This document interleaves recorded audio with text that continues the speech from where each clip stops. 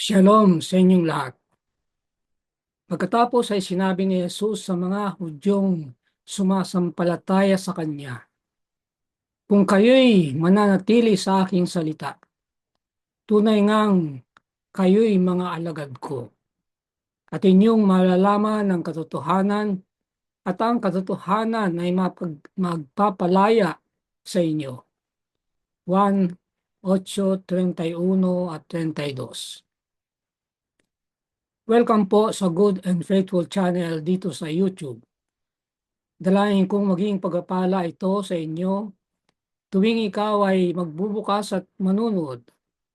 Ang pangunahing mapapanood mo ay ang pagtatalakay ng lingguhang pag-aaral ng salita ng Diyos. Darating ang araw na madaragdagan ito ng mga serye ng pag-aaral sa iyong paksa tungkol sa pagiging katiwala ng Diyos.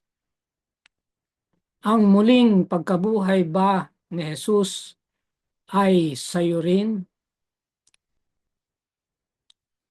Mga tema sa Ebanghelyo ni Juan. Bago tayo pumalaw, tayo manalangin muna tayo. At ang ating panalangin ay mula sa awit 24 at 5. Naway ang nais ng ating puso ay pagkaloob niya sa atin at tuparin ang lahat ng mga panukala natin. Kami magagalak sa inyong pagliligtas at sa pangalan ng aming Diyos ay aming itinataas ang mga watawat. Ganapin nawa ng Panginoon ang kahilingan nating lahat. Amen. Panlabing-dalawang leksyon.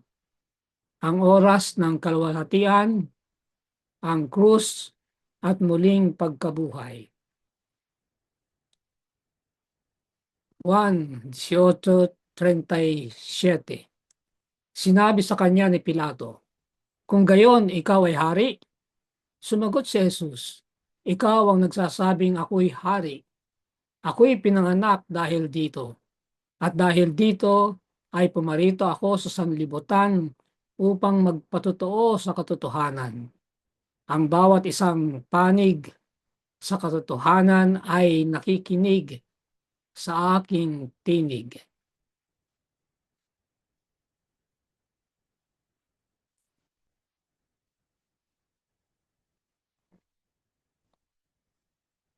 Naglalahad si Juan sa krus bilang pagkakaluklok kay Jesus at lalo na sa pagkakatali sa ideya ng ang oras na tinutukoy sa buong aklat.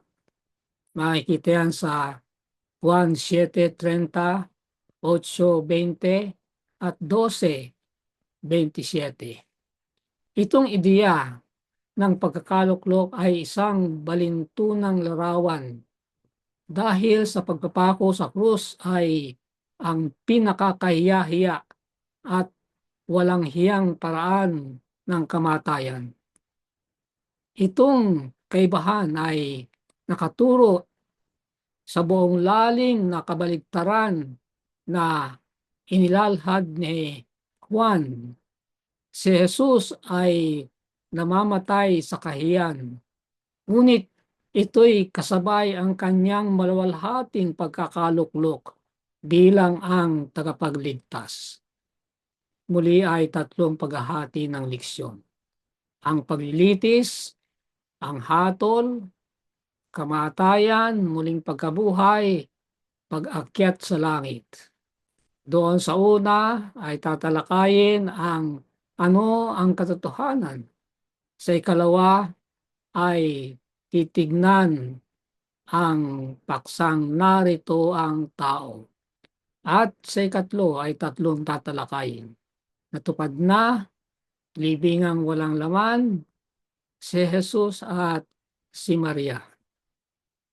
Unang pagtatalakay, Juan 18:33 hanggang 37.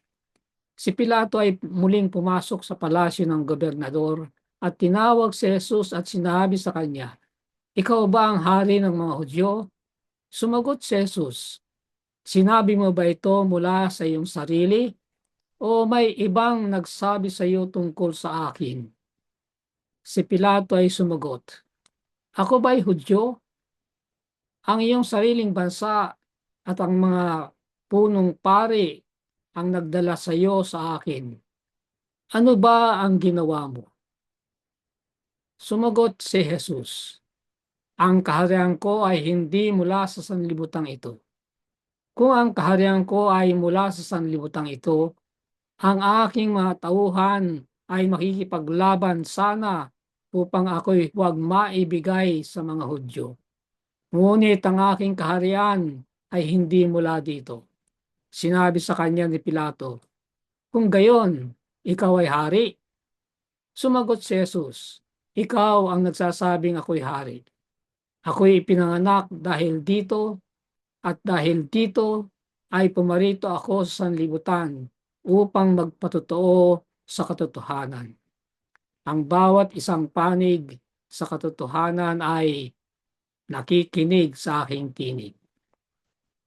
Hindi naman inilarawan ng detalyado sa Juan 18:28 hanggang 32 ang paglilitis ni Jesus. Masumpungan yan sa iba pang mga ebanghelyo. Ang focus ay kay Jesus na dinala sa harapan ni Poncio Pilato. Ang unang tanong. Tinanong ng gobernador si Jesus kung bakit siya ang hari ng mga Hudyo. Talatang 33. Ito ang unang tala sa titulong ito, hari ng mga Hudyo. Ngunit hindi ito ang huli. Tinanong ni Jesus si Pilato kung tinatanong ba niya ito sa kanyang sarili o sinabi ng iba na siya nga. Tumugon si Pilato ng sarili niyang tanong, ako ba'y Hudyo? Ang inyong sariling bansa at ang mga pinunong pari ay nagdala sa inyo sa akin. Ano ang ginawa mo? Alam natin na iba ang paratang kay Jesus nang ihumarap siya sa Sanhedrin, sa mga punong pari. At iba rin ang paratang ng, na iniharap nila laban sa kanya kay Pilato. Sapagkat ang paratang sa kanya ay sa Sanhedrin ay patungkol sa bagay na relihiyon at hindi yan mayaharap kay Pilato. Hindi siya makakapagpasya sa isyu ng relihiyon. Kaya iba ang hinarap. Kaya nga ay nagtatanong si Pilato, anong ginawa mo? Gusto niyang malaman kung ang paratang sa kanya ay pwedeng uh, hatulan ng Roma. Makikita natin yan sa talatang 35, ang kanyang tanong. Ito ay isang pag-iwas na nakaugat sa pagkairita sa malapit na aplikasyon ng tanong ni Jesus. Ito ang unang hakbang ng gobernador, papalayo sa katotohanan at hinayaang ang saradong isipan na hinaharangan ang kanyang pangunawa. Tumugon si Jesus na ang kanyang kaharian ay hindi sanlibutan ito. Sa makatwid ay ang kanyang paghahari ay hindi dito sa lupa.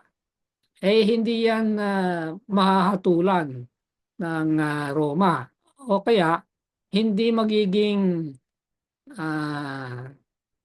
threat o isang katatakutan ang kanyang pagiging hari kasi hindi naman sa lupang ito eh. Kung sa lupang ito, di magkakaproblema kasi magiging kompetisyon sa emperador. Ito'y umakay sa mahalagang paliwanag ni Jesus na siya'y pinanganak upang maging saksi sa katotohanan at sa bawat tao na nasa katotohanan ay pinakikinggan ang kanyang tinig. Talatang 37. Ang hindi nasagot na tanong. Pagkatapos ay nagtanong si Pilato, ano ang katotohanan? Juan 8, 1:18-38. Ngunit hindi siya naghintay ng sagot. Sa halip ay lumabas siya upang subukang iligtas si Jesus mula sa karamihan. Wala siyang nakita na paglabag ni Jesus laban sa Roma o sa bansang Roma. Ang katotohanan ay isang tema sa Ebanghelyo ni Juan bilang walang hanggang salita, logos. Si Jesus ay ang ilaw at ang katotohanan. Ang lahat ng ito'y kaiba sa kadiliman at kamalian. Siya'y puspos ng biyaya at katotohanan. Juan 1:14. Ang biyaya at katotohanan ay dumating sa pamagitan niya. Juan 1:17. Sumaksi si Juan Bautista sa katotohanan. 5:33. Pinagtibay ni Jesus ang kanyang ama ay totoo. 7:28. Si Jesus mismo ang nakarinig ng katotohanan mula sa kanyang ama. 8:40. Si Jesus ang daan, ang katotohanan at ang buhay. 14:16. Ang salita ng Diyos ay katotohanan. 17:17.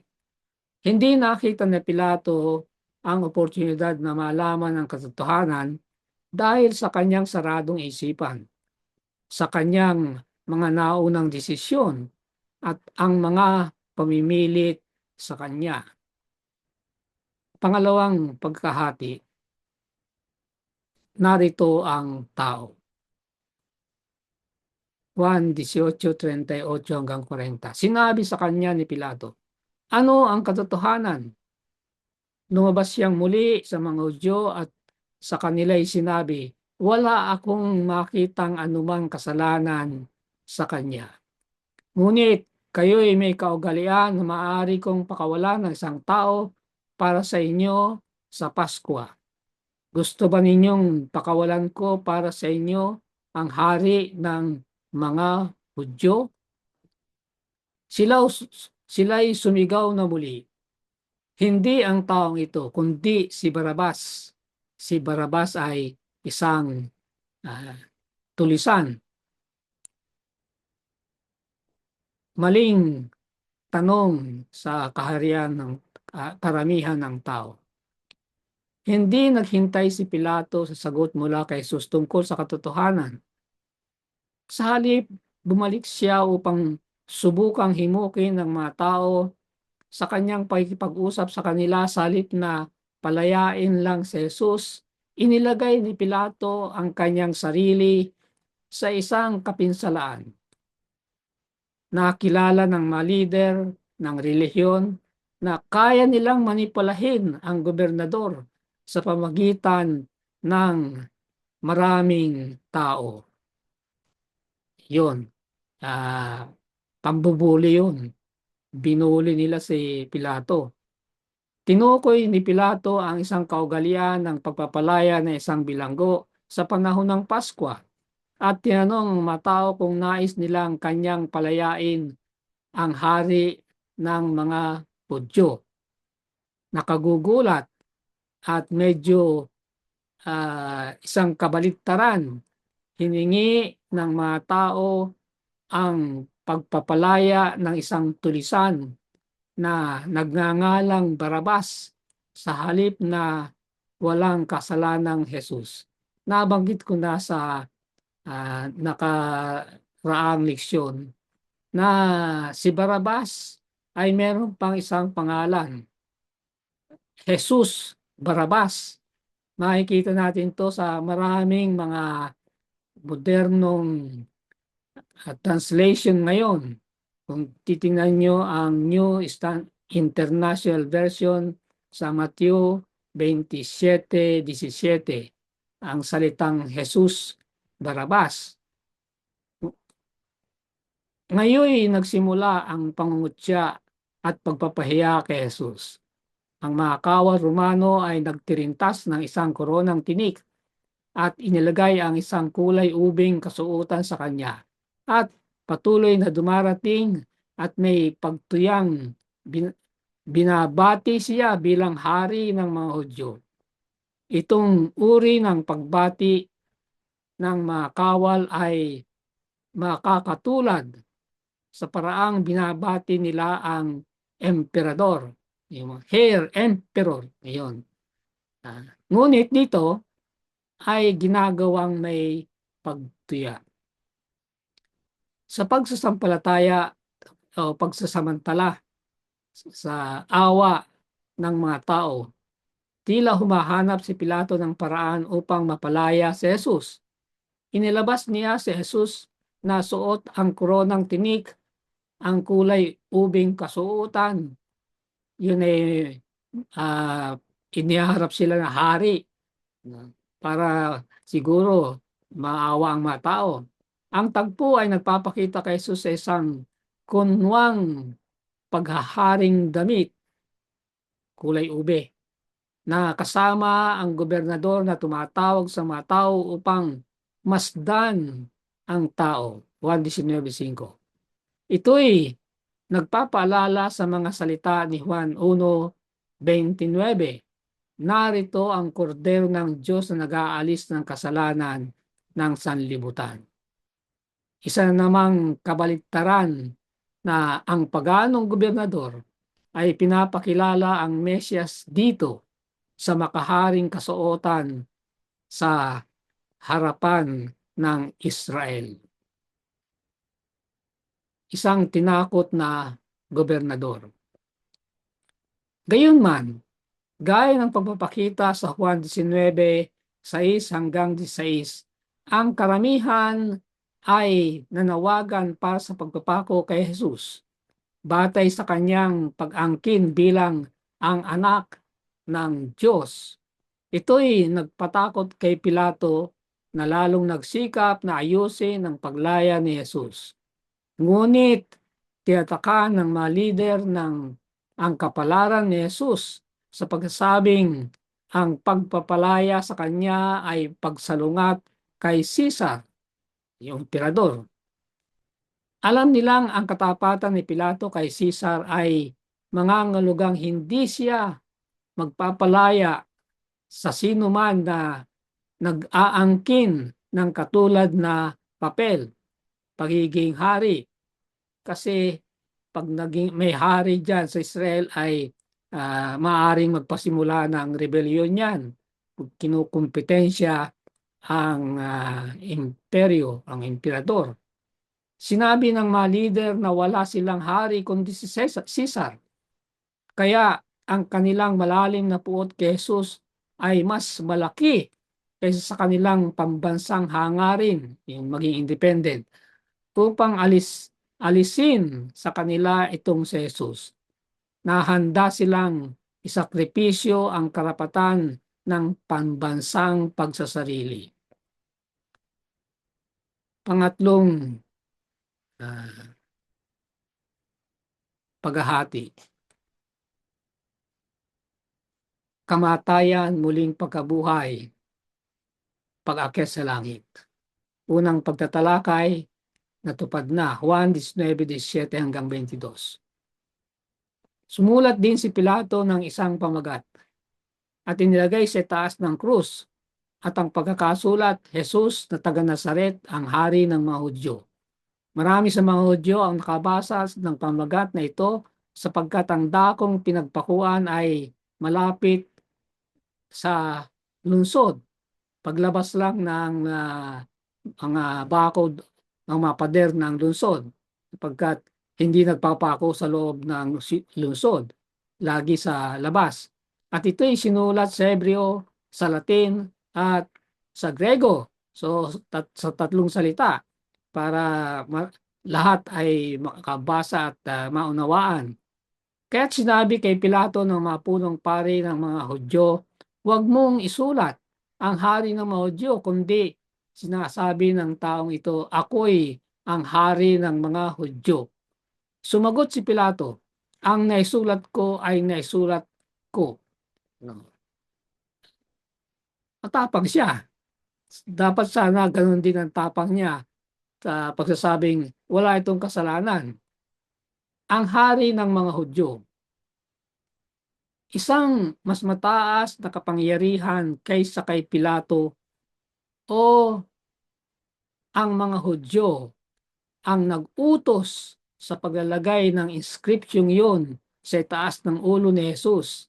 Sa kalooban ng Diyos, ito ay pupukaw ng pag-iisip, pagsusuri ng kasulatan. Sign of Ages, page 745. So, ang ginawa ni Pilato ay bunga ng pag-udyok ng banal na espiritu. Sumunod siya sa udyok na yon. Kaya matapang niyang dinisisyonan at hindi malalabag. Juan 17, 19, 27 at 25 hanggang 27. Ang mga bagay na ito'y ginawa ng mga kawal. Samantala, nakatayo sa labi ng krus si Jesus, ang kanyang ina, ang mga kapatid, ng kanyang ina, si Maria na asawa ni Cleopas, at si Maria Magdalena, tatlong Maria. Nang makita ni Jesus ang kanyang ina at ang alagad na kanyang minamahal, sino yun? Si Juan yun, ang may akda ng Ebanghelyo ni Juan, na nakatayong katabi niya, ay sinabi niya sa kanyang ina, "Babae, narito ang iyong anak." Pagkatapos ay sinabi niya sa alagad, "Narito ang iyong ina." Mula noon ay dinala siya ng alagad na kanyang sariling tahanan. Napansin ninyo na mamamatay siya at alam niya na pagkatapos niyan ay aakyat siya sa langit, iiwanan niya ang kanyang ina. Nasa panahong ito ay balo na, hindi na binabanggit kasi si Jose. Kaya nga, kanyang iiwanan ang kanyang ina sa mabuting kalagayan. Ito ang kanyang ginawa. Isang magandang leksyon para sa mga anak na ang mga magulang ay hindi pinababayaan sa kanilang katandaan. Makikita natin na marami ang mga anak na pag nag-asawa na ay nakakalimutan na ang katayuan ng kanilang mga magulang na nagsakripisyo ng matagal sa kanila, na ginastusan sila, hindi ang kanilang sarili, kundi ang mga anak. Narito ang iyong ina. Kabilang sa mga nakatayo sa paanan ng krus ng araw na iyon ay si Juan, ang minamahal na alagad, kasama si Maria, ang ina ni Jesus. Maraming taong nakaraan, ipinagpaunang sinabi ni Simeon itong mismong karanasan nang dinala nila si Jose, nina Jose at Maria si Jesus sa templo upang italaga siya. Naalala niyo yan? Base yan sa Lucas 2:34-35. Ang matandang si Simeon ay nasa templo nang dumating ang mag-asawa, dala-dala ang baby pa. Pero nakilala ni Simeon, no? At sabi niya, "Salamat po, O Diyos, na bago ako mamatay, ay makikita ko ang Mesyas na gaya ng inyong pinangako sa akin." Nagsalita si Jesus sa kanyang ina, "Babae, narito ang iyong anak." At kay Juan sinabi niya, "Narito ang iyong ina." Talatang 26 at 27. Pagkatapos nito, sapagkat alam ni Jesus na ang lahat ng mabagay ay naganap na, ay sinabi niya upang matupad ang kasulatan, "Nauuhaw ako." Merong doong isang sisidlang puno ng maasim na alak, kaya't naglagay sila ng isang esponghang basa ng suka sa isang sanga ng isopo, kanilang inilagay sa kanyang bibig. Nang matanggap ni Jesus ang suka ay sinabi niya, "Natupad na," at itinungo ang kanyang ulo at siya ay namatay. So tingnan natin ang malalim na kahulugan ng it is finished, natupad na, naganap na. Naganap, natupad, naganap, natapos. Ang pandiwang Grego na teleo, tapusin, kumpletuhin, isakatuparan sa talatang 28. At ang lahat ay tapos na ngayon. Ayun ang translation sa English Standard Version. Lahat ay natapos na ngayon. Ay katulad yan sa pandiwa na gaya ng pagkakagamit sa talatang 30, naganap na. Saka isang kaugnay na salita, teleo, tapusin, gawing sakdal, ay lumilitaw din sa talatang 28 na tumutukoy sa katuparan ng kasulatan na simula sa orihinal ay upang tuparin ang kasulatan o yung mga sinasabi ng kasulatan na mangyayari sa Mesyas sa Lumang Tipan. Gaano man nakatatakot ang tagpo, ang lahat ay natutupad, nagaganap, nakukumpleto. Nang sinabi ni Jesus na naganap na, natatapos, natutupad niya ang gawain na binigay ng Ama sa Kanya upang gawin. Ano ba yung work na yun na kinumpleto niya at kanyang ginanap?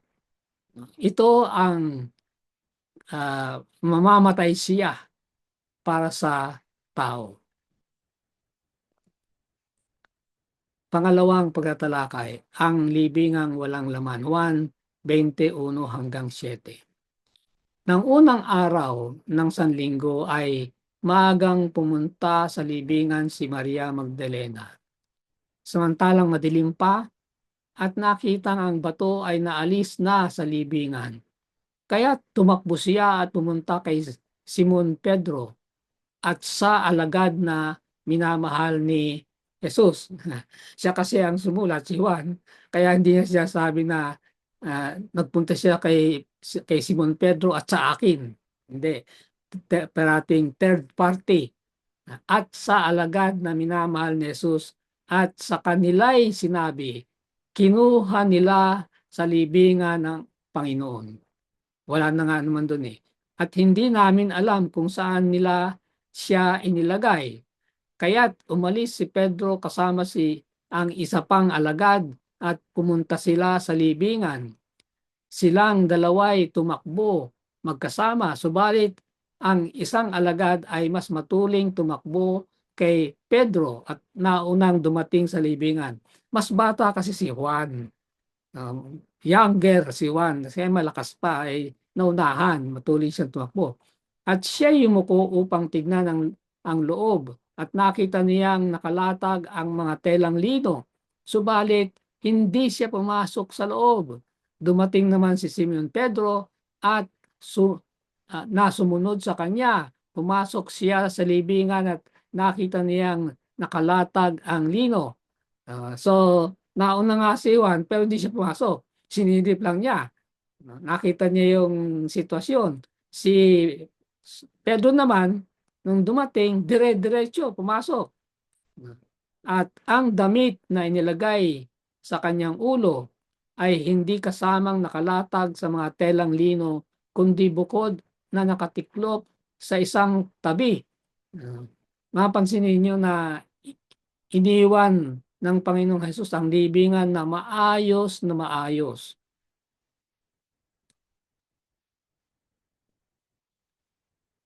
Ito yung sinabi ni Maria kanina. Kinuha nila ang Panginoon. Namatay si Jesus isang hapon ng Biyernes at bumangong maaga ng Linggo. Dahil malapit ng Sabat nang siya'y ilibing, makikita natin yan sa Juan 19:42, ang proseso ng paglilibing ay nagawa ng madalian at hindi natapos. Gayunman, gaano man nila minahal si Jesus, ang kanyang mga tagasunod ay ipinangilin ang araw ng Sabat at hindi na paroon sa libingan. Makikita natin yan sa Marcos 16:1 at Lucas 23:56. Pagkaraan ng Sabat, ilang mga babae ay bumili ng pabango upang dalhin sa libingan ng linggo ng umaga. Sa kanilang pagkabigla, ang bato ay naigulong at walang laman ang libingan. Si Maria Magdalena ay isa sa mga maagang naparoon sa libingan. Siya'y tumakbo upang sabihin kina Pedro at Juan kung ano ang kanyang nakita. Ang dalawang lalaki ay tumakbo papunta roon. Nalampasan ni Juan si Pedro at naunang dumating. Sa kanyang pagyuko, tumingin siya sa loob at nakita ang mga linen ng tela na ipinambalot kay Jesus. Ngunit hindi siya pumasok.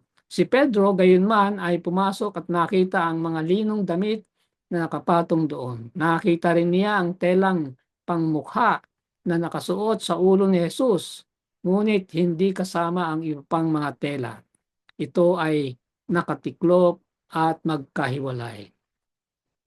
Juan 20:8-10. Pumasok din ang alagad na unang dumating, si Pedro yun, sa libingan at kanyang nakita na at siya'y naniwala, ay hindi pala si Juan ito. Pagkatapos na pumasok, di ba, dumating siya, hindi siya pumasok. Si Pedro tuloy-tuloy. Ngayon, pumasok na rin siya at nakita niya yung mga nandun. Sapagkat hindi pa nila naunawaan ang kasulatan na kailangang siya'y bumangon mula sa mga patay at ang mga alagad ay bumalik na sa kanilang mga tahanan. Paano masusolusyonan yung pagkawala ng bangkay? Ang isang sinasabi ay kinuha ng mga magnanakaw ng libingan. Ito ang noong ang mga bantay, mga sundalo ay tinawag ng mga leader ng relihiyon at sinabi nila na nabuhay na muli. Sinabi sa kanila, wag niyo sabihin yan.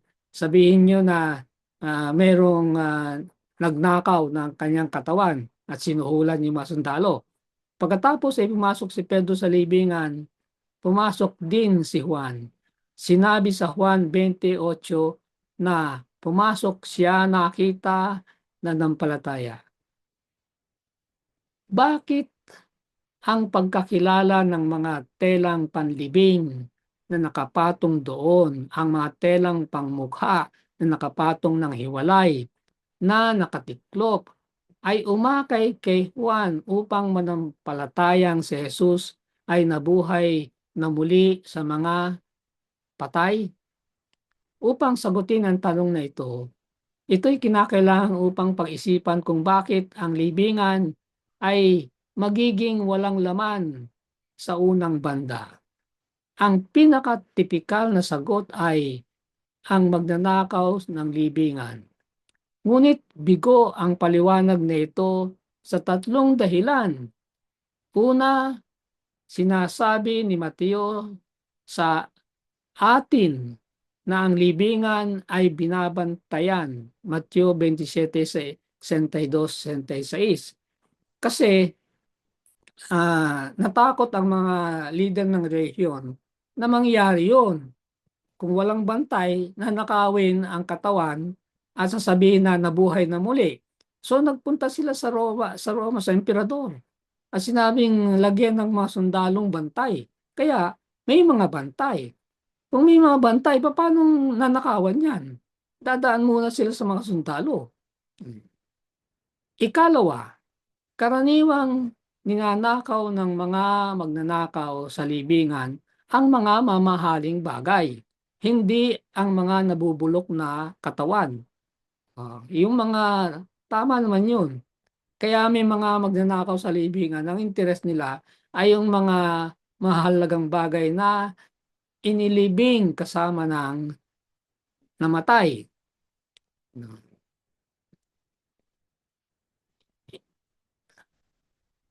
Ikatlo, nagmamadali ang mga magnanakaw sa libingan at hindi itinitiklop ang mga kasuotang panglibing. Tama rin yun. Kung, kung nanakawin nila ay hindi ganon ang na nakatiklop pa. Hindi katakataka na pagkatapos na nang makita ni Juan ang tela sa mukha na nakatiklop, na nanampalataya siya na si Jesus ay nagbangong muli mula sa patay. So, yung nakita nilang kaayusan sa loob ay para kay Juan ay katunayan na siya ay nabuhay na muli. Huling pagtatalakay, si Jesus at si Maria. Juan 20:11 hanggang 13. Nagulat ay, ngunit si Maria ay nakatayong umiiyak sa labas ng libingan. Habang umiiyak, siya ay yumuko at tumingin sa loob ng libingan. At nakita niya ang dalawang anghel na nakaputi na nakaupo sa hinigaan ng katawan ni Jesus. Ang isa'y sa ulunan at ang isa'y sa paanan. Sinabi nila sa kanya, "Babae, bakit ka umiiyak?" Sinabi niya sa kanila, "Sapagkat kinuha nila ang aking Panginoon at hindi ko alam kung saan nila dinala siya."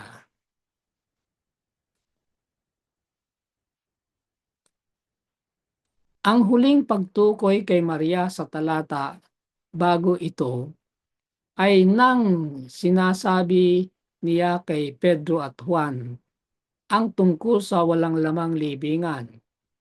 Talatang 2. Tumakbo sila papunta sa libingan at nagbalik siya doon. Susumunod siya. Kaya lang di siya tumatakbo, siyempre. Naglakad lang. Pagkaraan ng ilang sandali, matapos siya sa atin ni na Pedro at Juan ang libingan, sila ay umalis. Ngunit bumalik si Maria at tumatangis at nagtagal doon. Walang duda na siya'y umiyak ng labis nitong mga nakaraang araw. At ngayon, ito rin sa pagyuko niya ay tumingin sa loob. Sa kanyang pagkagulat, dalawang anghel ang nakaputi ay nasa libingang nakaupo doon, kung saan dati ay nakahiga ang katawan ni Jesus. Tinanong nila siya, "Babae, bakit ka tumatangis?" Talatang 13. Ang kanyang nasasaktang tugon ay nakinuha nila ang kanyang Panginoon at hindi niya alam kung saan nila dinala siya. Talatang 14 hanggang 18. Pagkasabi nito, siya ay lumingon at nakitang nakatayo si Jesus. Subalit hindi niya alam na yon ay si Jesus. Sinabi sa kanya ni Jesus, "Babae, bakit ka umiiyak? Sino ang hinahanap mo?"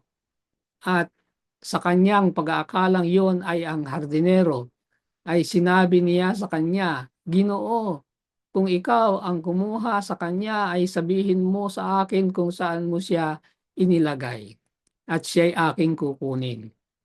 Sinabi ni Jesus, "Maria."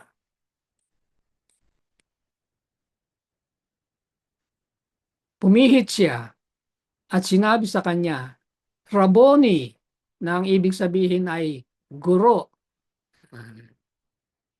Ang rabbi o rabbi ay guro din. So, itong Rabboni at Rabbi ay iisang salita actually yan. Gayunman, ang Rabboni ay mas personal. Kung ang Rabbi ay guro, ang Rabboni ay mahal kong guro. Sinabi sa kanya ni Jesus, Huwag mo akong hawakan sapagkat hindi pa ako nakakaakyat sa Ama. Ngunit pumunta ka sa aking mga kapatid at sabihin mo sa kanila, aakyat ako sa aking Ama at inyong Ama, ang aking Diyos at inyong Diyos. Pumunta si Maria Magdalena at ibinalita sa mga alagad, nakita ko ang Panginoon, at sinabi niya sa kanila na sinabi niya ang mga bagay na ito sa kanya. Sino ang iyong hinahanap? Sa pamamagitan ng mga matang pinalabo ng luha, lumingon si Maria at nakita ang isang tao na nakatayo sa likod niya. Sa mga salitang katulad ng sinabi ng mga anghel, nagtanong ang estanghero, babae, bakit ka tumatangis? Sino ang iyong hinahanap? Talatang 15. Inisip ah, niyang siya ay nakikipag-usap sa dinero at humingi para sa kanyang tulong sa paghanap ng katawan ni Jesus. Nagsalita ang estanghero ng isang salita, Maria. No? Ito'y isang salitang kapahayagan na bumago sa sanlibutan. Biglang ang nagulat na si Maria ay kinilala na ang nabuhay na Jesus ay nakikipag-usap sa kanya at kumilala sa kanya. Iginit ni Jesus na huwag siyang pigilan dahil kailangan siya'y umakyat sa kanyang ama. Ngunit ang gawain niya ay upang humayo at sabihin sa mga alagad na siya ay aakyat sa aking ama at sa inyong ama, sa aking Diyos at iyong Diyos. So, inatasan si Maria. Bumalik ka at sabihin mo, yun ang dapat niyang gawin. Tinupad ni Maria ang kanyang misyon. Sinabi niya sa mga alagad na nakita niya ang Panginoon at sinabi din ang lahat ng ibang mga detalyado na ibinahagi niya sa kanya.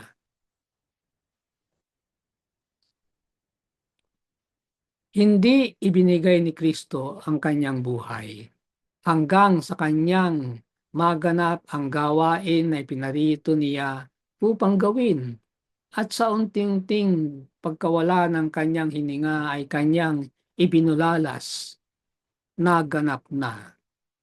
Talatang 30. Ang labanan ay napagtagumpayan.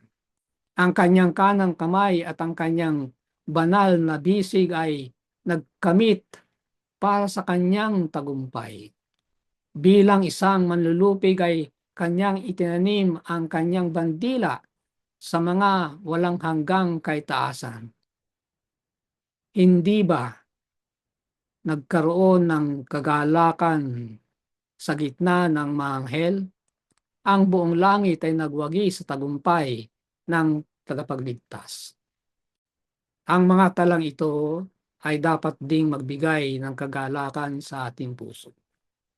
Dahil sa tagumpay na ito ng ating Panginoon, tayo'y magkakaroon din ng tagumpay sa ating buhay laban sa kaaway ng kaluluwa. Naway tayo'y magalak din sa katotohanan ito. Dalayan ko para sa iyo. Sa pangalan ng ating Panginoong Hesus, ang Hari ng mga hari, dalangin kong mailuklok siya sa puso mo, na ang kanyang paghahari doon ay magdala ng hanay ng masaganang pagpapala samantalang nagtatapos ang taong ito. Amen. Sumayin ang Good and Faithful channel dito sa YouTube.